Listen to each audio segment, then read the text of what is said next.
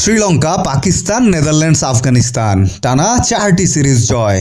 যে সংস্করণকে একসময় বাংলাদেশের কাছে মনে হতো জুজু, সেই টি-20তেই এখন দাপট দেখাচ্ছে টাইগাররা।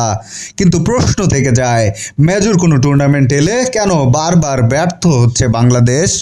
2023 ওয়ানডে বিশ্বকাপ থেকে শুরু হয়েছে হতাশার ধারা। কেবল 2 ম্যাচ জিতে কোনো মতে 2025 চ্যাম্পিয়ন্স ট্রফির টিকিট কেটেছিল বাংলাদেশ। সে বছরের ফেব্রুয়ারি-মার্চে পাকিস্তান ও সংযুক্ত আরব আমিরাতে অনুষ্ঠিত সেই ট্রফিতে একটিও ম্যাচ জিততে পারেননি টাইগাররা। কদিন আগে এশিয়া কাপেও ফাইনালে ওঠার সুযোগ হাতছাড়া করেছে জাকের আলী অনেক, তানজিদ তামিমরা।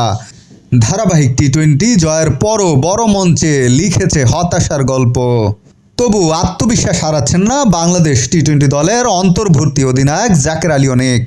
আফগানিস্তানের বিপক্ষে শারজায় সিরিজ জয়ের পর তিনি জানান, এখন দলের পাখির চোখ আসন্ন 2026 টি-20 বিশ্বকাপে।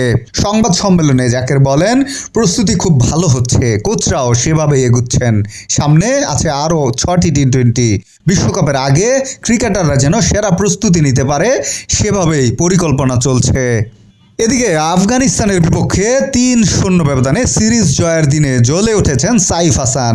তৃতীয় ম্যাচে 38 বলে 64 রানের অপরাজিত ইনিংসে 2-4 ও 7টি ছক্কা। সাইফকে প্রশংসায় ভাসিয়ে আফগানিস্তানের প্রধান কোচ জনাথন ট্রট বলেন, সে দারুণ খেলেছে, একটা বল মনে হয় গাছেও মেরেছে, সে ক্লিন হিট ভালো করতে পারে। এবার লক্ষ্য ওয়ানডে সিরিজ।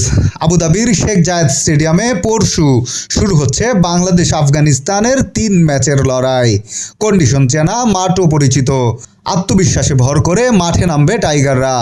টি-20তে ধারাবাহিক জয়, ওয়ানডেতে নতুন চ্যালেঞ্জ আর সামনে বিশ্বকাপ, সব মিলিয়ে বাংলাদেশ ক্রিকেট এখন এক নতুন সন্ধিক্ষণে।